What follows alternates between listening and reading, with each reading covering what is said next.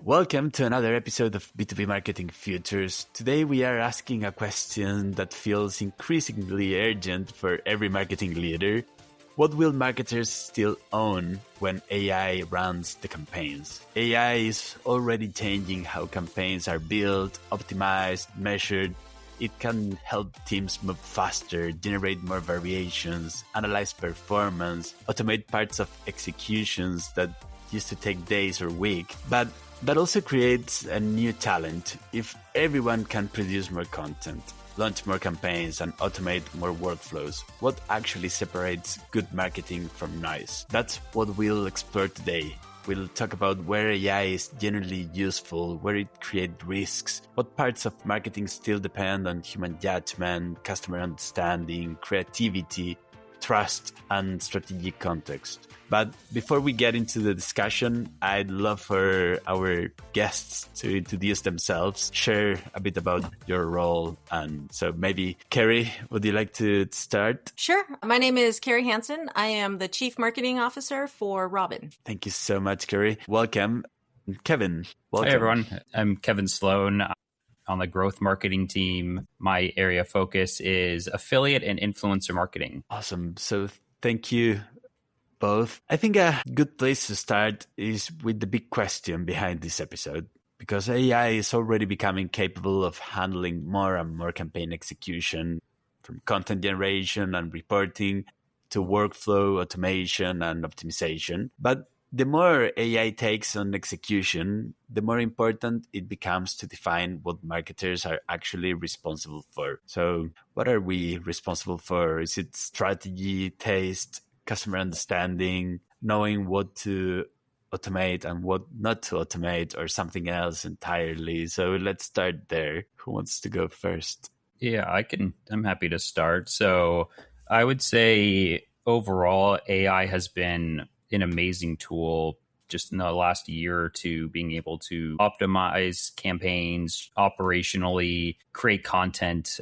AI has been super helpful. I've really found that creating a PowerPoint can be done with a couple of prompts. Running reports can be automated, kind of tracking stuff. But there's also a lot of need for marketing and kind of that human thought and interaction to still have the strategy, have the understanding and idea around who the business is. Typically, a human probably knows what the product is, who the ideal customers are. You can feed that information into an AI tool. But at the end of the day, I think there's still a lot of judgment that needs to be done through a human that AI just can't necessarily get to just yet. Yeah, I would echo that. I think the reality is AI is great at executing, but it doesn't have the context. It doesn't have the experience. It doesn't have the understanding. And it just doesn't have that level of insight that a true marketer has. And I frankly don't think it ever really will. I think it can sort of give you generalized trends, but it doesn't know what does this mean and based on what's going on in your industry, et cetera. So it's a great executioner. It's a great at automating. It's great at optimizing, but humans need to be the strategist in the context and the oversight. And would you be uncomfortable fully handing over to AI?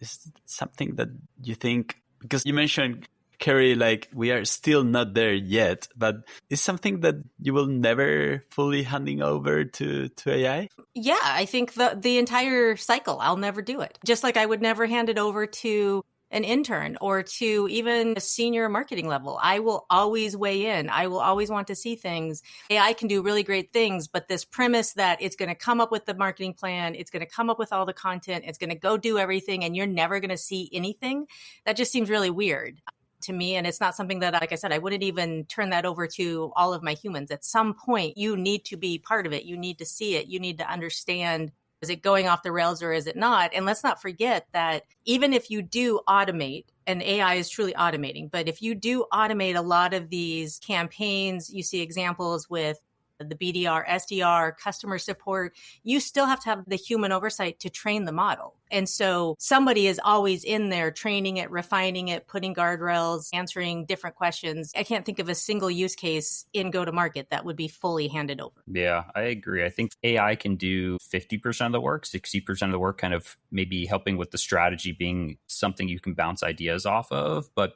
you still want to have that human interaction. I think our human brains we're constantly changing. We're always processing, and you can kind of be more aligned with what's happening in the real world. I think a lot of AI it's consuming data of what happened in the past. It doesn't know current trends. It doesn't know current feelings. There's now a pushback on AI where people don't want this AI slop. They can see when something is done and isn't real. So an AI doesn't know that. It doesn't know that humans want that authentic, real personal thing. Sure, and a marketer can create multiple variants of an ad copy or get different ideas, but they're not going to know, hey, this creative is going to scream AI. It's going to be something that might turn off your actual customers instead of engage them. So AI might think, hey, this ad resonates really well, but in fact, it could be the complete opposite. So I think there's a lot of that human judgment that still needs to happen where you can give it that kind of thought and have that understanding of what a human might want versus what a machine thinks a human wants. Yeah, I think that's a really interesting distinction between automation and judgment. And I want to build on that by talking about execution quality, because one of the promises of AI is that it helps marketing teams move faster. You can create more variations, you can analyze more data, test more ideas at the end of the day, and respond very quickly. But there's also a downside because everyone is doing it, right? In the past, just few companies could afford having people doing things that I just mentioned. And if everyone is using AI to produce more, the market can quickly become flooded with generic content, and it's already, I would say, right, with weak personalization, automated outreach that feels less human. So I would love to hear how AI is changing the quality of marketing execution, in your opinion. I think for me, it's sort of an obvious answer in that what teams can move faster, they can test these ideas, they can automate. But the downside is like you just said, we're seeing this AI slop. It's sort of the race to the mediocre. And I think the challenge is this AI easy button is making it so people who are not good at marketing can do it at scale. And that's really what we're seeing. It's not an AI problem. It's really poorly executed campaigns, really poorly generated content that is being automated and generated at scale when it shouldn't have. And so what we're seeing is all these people can do all these things, but just like 25 years ago, before there was social media and before there was really mass marketing through emails, the better story, the quality perspective, the fundamentals are standing out. And frankly, one of the things that we're seeing right now is there is such an onslaught of AI generated email that it's horrible. But with my company, we're actually seeing our emails are performing really well, because when you can send a human edited, a human reviewed, really compelling email, it stands out more than it ever did before. And so I do think there's this mass automation of the mediocre, which is unfortunate, kind of like robocalls. But at some point, the fundamentals are going to let people shine. And I would say too, on top of that, I think AI inherently wants to create too much content. It wants you to overdo what probably doesn't need to do. These companies they make their money based off the usage of how often you're creating variants or how much your ads spend. So it's almost in their best interest for you to create more and more content that isn't performing. So that way, maybe eventually you find the right content, but it's also counterintuitive because you probably could spend half the budget or less by having that human judgment and knowing right off the bat, like, hey, this copy doesn't make sense. This imagery doesn't make sense. This isn't reaching a right demo. There's almost, you can oversaturate it with AI slop and AI variants that you don't even need to know. You can say off the top of your head, hey, this just isn't a good piece of marketing. So I would say, yeah, the challenge is operationally, like Carrie said, I think there's a lot of benefits. I think it can really help you build a foundation. But once you want to actually start creating real content, getting it out there and actually start testing it through marketing campaigns, that's where you should have human oversight that can then say, hey, let's try these variants, or this is our hook, or this is our target audience. This is kind of our main reach. Like, you don't need to have 100 different variants. Maybe 10 is good enough to start. And then the algorithms can kind of start picking and choosing which one's the most successful. But yeah, sometimes when you have too much choice, I think that's also can be prohibitive. Yeah, and I think being relevant is more important than ever, right? And because AI can generate outputs, it doesn't automatically understand the customer, the product, the category, or the commercial context behind the campaigns. So I think this feels like one of the biggest shifts for marketers, like moving away from producing assets and towards providing the context that makes the work meaningful and understanding what customers care about, what the market is doing, what the product actually solves, I think, and what the business also needs to achieve.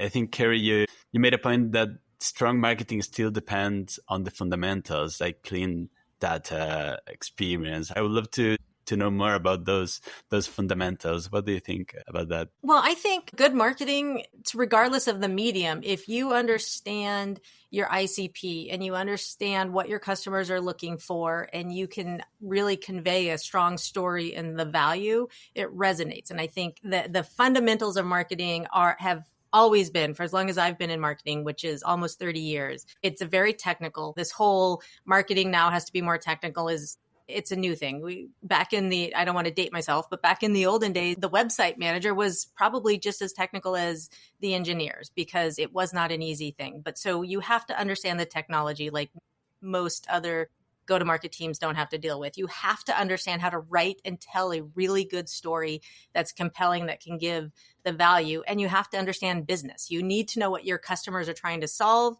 and explain to them how you can solve it. And regardless of if you're using AI, if you're using the internet, if you're using texting, it doesn't matter. If you have those fundamentals in place, you will stand out, in my opinion. I think another thing too is as you're standing out, you're reaching different people in different channels. I think AI, and if you're using data, you're using analytics, that's a key part of being successful when you're running marketing campaigns. The problem is with multi-touch attribution or not having a clear path of how people are finding your product, it can be lost. Like an AI tool, and AI might be looking at the data, might be looking at the performance, say, hey, your bottom of the funnel campaign is getting all the sales. Let's scrap every campaign that isn't bottom of the funnel, which any marketer knows, anyone who can understand that you need to have the full funnel within the marketing. So you need that kind of strategy. You need that kind of thought process around knowing that, hey, I guess TV advertisement would never work or radio advertising would never work, but people still do it all the time because we know it builds up brand. We know it builds awareness and all gets tied in together. So I think, to Kerry's point as well, of you need to have this kind of fully function kind of thought process around what the strategy is, who our target is, where they live, how can we reach them? And you're hitting them from multiple angles, and it all becomes this part of this marketing ecosystem, whereas an AI tool probably can't think about that from an outside perspective looking in. It's only purely looking at the data and the numbers, where you have to kind of say, hey, there's additional value that can be brought from different marketing channels that doesn't necessarily live within the actual hard data. Yeah, I agree 100%. And I think that leads naturally into creativity and trust, because if AI makes it easier to create content, it also makes it easier for brands to sound the same. And a lot of marketing teams are now asking how to use AI without losing originality. How do you use it to speed up production without flattening the brand? I think that's a challenge that everyone is facing today. So how do you maintain a real point of view? How do you avoid producing content that looks the same, right? And I would love to hear from you. How should marketers use AI without losing originality, trust, or brand quality? Well, I think this goes to my earlier point of there are certain things you don't give to AI. The biggest risk isn't the bad content. It's, as you said, the sameness. And the thing about AI, especially when we're talking about generative content, it takes everything that is out there and it comes up with new ways to talk about it, but it doesn't present new ideas. So there is no unique perspective. It is sort of a lowest common denominator. And so when you talk about how do you not lose your unique perspective, it's simply you don't give it to the AI. Like this is where, again, on my team, I would never let an intern come in and drive our brand voice. They would have a say that we would want to teach them, but over years, you develop as a team your brand voice and you control it. And then people who work on the team can take it and can execute it. And I would think of AI as one of those team members, but you don't hand it over. And I think this is where that human person can really drive the trust, the context, and that unique perspective in a way that AI never will. And if you hand it over to AI, then what you're going to have is the same perspective as all of your competitors. And in my roles, a little bit more granular and a little bit more focused too. So my day-to-day is working with humans on the other side of my campaign. So when I'm working with influencers, I'm working with content creators, I'm working with affiliate partners, I use AI for a lot of the operational behind the scenes. So I can pull data reports, I can pull that into a CRM system, I can do automatic note taking, I can have dashboards built, and I can have AI kind of help write the rough draft for a content brief. So I know this is the new marketing campaign we're launching. Here's some, I feed it the talking points. It will kind of spit out and kind of give me some more ideas of maybe how a content creator should be positioning themselves. But at the end of the day, that's kind of where AI stops and I jump in. I'm still scheduling phone calls and video calls with partners. I'm getting to know them on a human interaction. I'm feeding them my personal insights. I know the brand, I know the product, I know the talking points I want these partners to be speaking of. So I'm using AI to take a lot of the busy work out of my hands, but then I'm still coming in with my perspective, my experience, my knowledge, my thoughts. So that way there's also less, there's less confusion, or there's no sort, you don't have that back and forth of like, oh, what are you looking for? I can tell them, I can paint that picture of, hey, this is the message we want to do. We want it to be in your voice. So kind of, again, like what Carrie's saying, it's the brand perspective, what the messaging you want to be, but we also want it to be authentic from our partners as well. So again, we give them on a silver platter, here's what we're looking for, but I'm still providing them that thoughts, the feedback, having that quick dialogue. And sure, it might take a little bit more time because I have to have a 15, 20-minute phone call with a lot of people, but the campaigns are much more successful. Everything's a lot more authentic. The audience, it resonates with a lot more because they can see that it's authentic. It's not AI generated. It's not mass produced. It's an actual human having an actual conversation, an actual promotion of our product. So again, AI has been super helpful with me managing, keeping track of who's doing what and where it lives within our CRM. But at the end of the day, you still need that human to go in and make sure that everything's running smoothly and that the right messaging is coming across. I love, you have mentioned many times, Carrie, the idea of having an intern and how you teach an intern. And I love the analogy of like how you teach an intern, how you teach AI. I don't know if you have experienced this, but at least myself, like the relationship I have with all the LLMs today, it's totally different from 1 or 2 years ago because of the memory, because of how much they know about me. They know if I ask something, they reply in my style with the things I like. And it's the same thing of teaching an intern, in my opinion.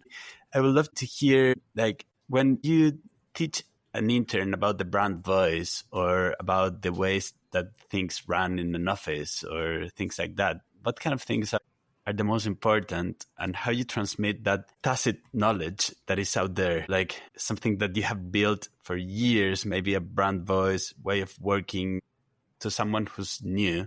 And if you can transmit those skills to AI one day to be like, to start maybe from an intern, but to become like an agent that really helps you with everything. Yeah, I think it's really about situational awareness, situational context, and sort of the reasoning of the why, as something that AI is not going to know based on anything that you give to it. So if you start with an intern, an entry-level marketer, they might come in and say, well, I want to use this. And it's like, hey, that's great. There's probably a reason why we're not doing that. Or maybe there's something, we tried it, it didn't work for these 3 reasons. So if you're going to try it again, let's come up with something different. Or it might be, oh, let's go this direction. Oh, I understand why you might think that. But if you're selling to a CIO, here's how it's going to land. Like, it's all of those along the way, you give it that little feedback. And just like you would with an LLM or a GPT, I have my own GPTs. And since they first came out, I've had some. And so they started as an intern. There are a couple that I trust more. There are a couple that I finally gave up and I was like, it's not going to work. We're just going to part ways. You go somewhere else. But it's all of that context of, even with an LLM, it's what, I don't want 27 paragraphs of an answer. Give me 3 bullet points, like little feedback about how to work with me that you would like, all of this along the way that you train. And this is why I say out of the gate, I would never give an intern full access to just go run and go do it. I would never give AI that. And over time, certain agents or certain LLMs you might start to trust and you give that one a little bit more power, but you're still, even my senior director, I weigh in and I have context. Even as a CMO, I get feedback from other executives. Nobody just runs everything 100% of the time. And I just think it's all of those conversations that you need to continue to have. Yeah, it's like building a relationship. It takes time, right? And you don't go from 0 to 1 in 1 week. Probably takes like a year at least to train someone to get to 1. But are there any frameworks or ways of sharing that knowledge in that you have seen? Also, you came in with when you work with partners, like, and if you feel that you will ever transmit those skills to AI to a level that you feel comfortable, like you teach an intern or a partner. I think it's interesting kind of for some other context. I think in a professional sense, marketing, we've been doing this for so long. Like, I feel like we know what we're doing. We know what we're talking about. It's hard to fully trust an AI platform of something that really, you could say, hey, this doesn't make sense, or sure, that kind of sounds good, but realistically, that's not going to work. But where I've seen AI where I rely on it more than I probably should is an area where I don't have the expertise. I know this is maybe a little bit more off topic, but I'm not a technical person. But if I use AI to generate a SQL query or run HTML or build me a web app or whatever it is, I don't understand that at all. And I rely on it a lot more because I assume it knows what it's talking about, and I can kind of bounce ideas off it a little bit more and say, hey, can you clarify this, explain it like I'm a 5-year-old, like give me more ideas. So I think in context too of where we trust AI, what we're going to hand it off and how we see it long term, I think it depends on an individual's experience and expertise in an area where, yeah, if I know marketing and content creation really well, sure, AI can be a helpful tool, but it's never going to be my full replacement versus if I don't know web programming and development or something, and I'm going to trust a lot more and hope that it's right and use it a little bit more to make those final decisions because it knows more than I do. So I'd say in terms of in general, I think it depends on a person's level of expertise within a certain field. That is how much they're going to rely or trust on AI to do something for them. I also think it's sort of important to just qualify that I'm not looking at AI to replace. Like, I don't know why I don't think like that. 10 years ago, my marketing team was probably 4 times the size as it is now because we've gotten more efficient. Like when I look at places that I want to bring in AI, there are certain use cases where I'm like, hey, we can automate that and we can point it. But to me, I'm not looking for, can I just bring in and only run an AI, because it's just not the way that marketing works. And also then I start having questions and we're seeing this play out. Well, what if I build this whole marketing team and it's all on AI, and then one of the AIs changes this consumption pricing and suddenly it's 5 times more expensive than to me, it's so new that there's certain people who want us to focus on that for their IPOs, but I don't see the reason. I think if you look at AI as a tool, there are places that you can fully automate it. There are places it can help you optimize and move faster. There are places where it can help sort of lower functioning people elevate their skills quite a bit. Like there's a lot of places to use it to just take my current team and, as they say, 10x it. But the idea of like, where would you just sort of drop it in and go? And people aren't thinking that way. And I think it's so new. It's the ones who did think that way are now sort of scrambling because they're like, oh, wait a minute. I got rid of my whole SDR team and I dropped these in and now it's 5 times more. And now you see both of the big AI companies are hiring hundreds of BDRs. So to me, it just doesn't make sense. And I don't understand why people think that way. Like if you're focused on how do I use the tool, you're going to end up in the wrong place. If you're focused on how do I leverage today's tools to make my team go farther, faster, do better, that's where you're going to see the real results. And I think the people who are succeeding in AI are on that side of the house. I appreciate an executive such as Carrie who's coming in and saying, hey, here's a tool, here's a resource to make your job easier. We're not going to replace you. I think that's the biggest challenge that any IC level person has is needing the tools, needing the resources. We're always asking for more headcount. We're always asking for more budget to run more campaigns, to optimize stuff. So I think AI has been a great tool to unlock those additional resources, but there's a clear difference between unlocking tools, allowing the individuals on a team to be more efficient versus trying to replace them completely. So yeah, trying to have one AI do the work of 5 marketers and replacing your paid search team because AI can generate keywords and run reports and just kind of snowball and cycle that through, probably going to be a challenge because you need that oversight. But in order to create more content, do it at a large scale, but still have that human oversight, I think is definitely a winning strategy for sure. I would say, I think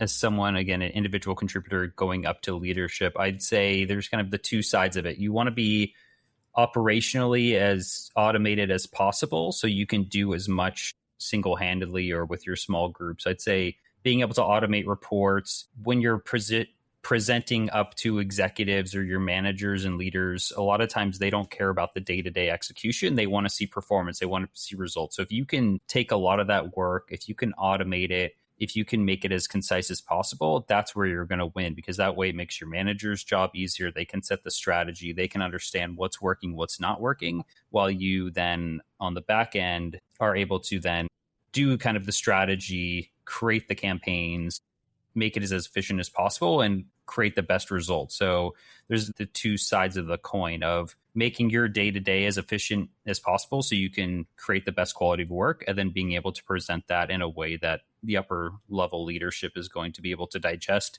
and consume and show that you're doing a good job at what you're doing. I think those are great. And I would add on my side, I've always maintained, and AI has not changed this, that every marketer needs to be a great writer.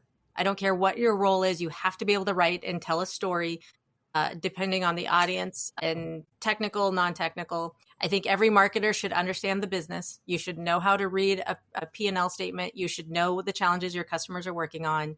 And I think with AI, I would add the third, that you have to be a critical thinker. You have to know when to question it because it can be very compelling. And Kevin talked about he uses it when on things that he might not have the skills behind or he might not understand. And it can be very compelling. It could tell him a really good story or a really strong opinion on this is the way to do it. And you have to know when to question it, when to go validate it, and when to trust it. And I think that's the piece that people are trying to figure out. Thank you so much, Kevin and Kerry, for joining us today. And for all the ones listening, thank you so much for joining B2B Marketing Futures. Until next time, thank you so much.